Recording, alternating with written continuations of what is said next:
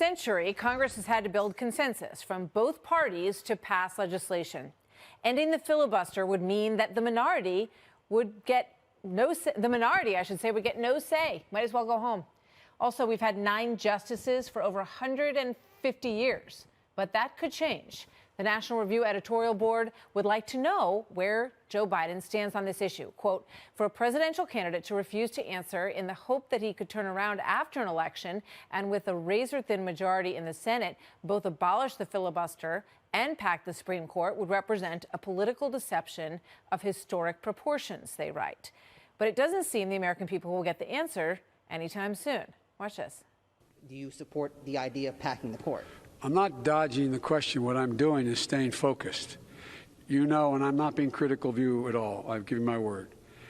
But if I answer the question, no matter which way I answer it, then that becomes the headline tomorrow. That becomes the headline for the next 3 years. The presidential nominee says he's going to or not going to do the following. Instead of focusing on the violation of the principle of the Constitution that's going on right now. Here now, Republican Senator Ted Cruz, a member of the Judiciary Committee and author of the upcoming book, One Vote Away, How a Single Supreme Court Seat Can Change History. Senator Cruz, thank you for being here. So he says he doesn't want that to become an issue, but it is an issue. So, you know, I mean, it is an issue. So it needs to be addressed one way or the other, doesn't it?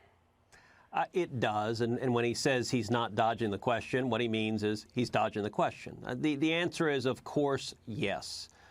If the Democrats win, their side, the radical left, they are angry, they're enraged, they hate the president. If the Democrats win the presidency and they win the Senate, within a couple of weeks, Chuck Schumer will act to end the filibuster. And I'll tell you, I serve with these Democrats. They have the votes. They'll abolish the filibuster, which means the minority would not be able to stop any of their radical objectives.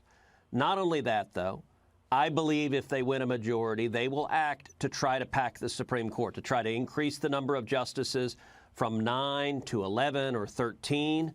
I can tell you just last week, I debated Chuck Schumer on the Senate floor about it. The Senate was taking up a resolution to honor Ruth Bader Ginsburg. Typically, when a justice passes, we pass a bipartisan resolution to honor them. Schumer wanted to make it a partisan resolution by inserting that the vacancy should be held open through the election. I objected to that, but I suggested including. So Ginsburg actually said before she passed that packing the court was a bad idea, that she thought 9 was the right number, and it was a mistake when FDR, a Democratic president, tried to pack it. And Chuck Schumer and the Democrats objective. Joe Biden just doesn't want to be honest with the American people, but that's absolutely part of the radical agenda of the far-left Democrats. Or maybe he's just afraid that he'll lose some of those folks if he is honest about it. He has said in the past that he thought it was a bad idea to pack the court, but now he says he doesn't know what he thinks at this point, or he won't say. Well, he won't say, and he won't say because he doesn't want people to realize it. I can tell you the people driving the Biden agenda are the extreme left. It's Bernie Sanders, it's AOC, it's Elizabeth Warren. You know, Bernie but he said, spoke I'm at the party. You heard him the other night. He said, no, that's not true. He said, I'm the party, and I'm a moderate. He was Marie Antoinette, l'estat c'est moi, and you know what? Baloney. Joe Biden does not have the strength to stand up to the rage and fury in his party on the left. He's not going to do it. And to understand really the stakes of what this election is about, you mentioned my book, One Vote Away. It came out Tuesday, 2 days ago. And it is all about the Supreme Court. And each chapter talks about a constitutional liberty that's hanging in the balance, that has been decided 5-4. So it talks about, there's a chapter on free speech, a chapter on religious liberty, a chapter on the Second Amendment. And what I do in each of the chapters is actually tell the inside story of landmark cases at the court that I helped litigate. And every one of them is just one vote away from being taken away. It is. I mean, that's why it ranks so high, I think, so highly as in terms of what people care about when they vote. Before I let you go, Dianne Feinstein, the ranking member, she sent a letter to Lindsey Graham asking for a delay of the Amy Coney Barrett nomination. She said the timeline for consideration is incompatible with the Senate's constitutional rule. We again urge you to delay consideration of this nomination until after the presidential inauguration. reconsideration.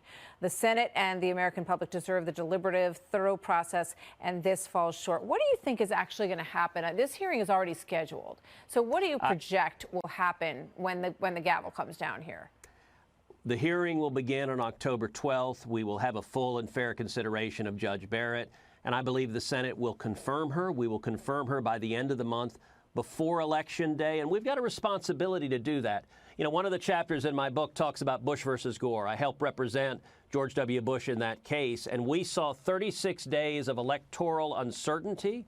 This election could easily be contested, could easily be litigated, and we have a responsibility to fill that seat so there's a 9-justice Supreme Court to decide the case and give us certainty. So I would encourage folks, go to Amazon, go to Barnes & Noble, go to any bookseller. The book is available right now, and it'll help tell you the inside story of what's going on at the court and what the fight over Judge Barrett is all about. All right, and it's a big issue, packing the court. You might have to change the name to 1 vote to maybe 2 or 3 votes or 4 or 5 or 6 votes on the next round.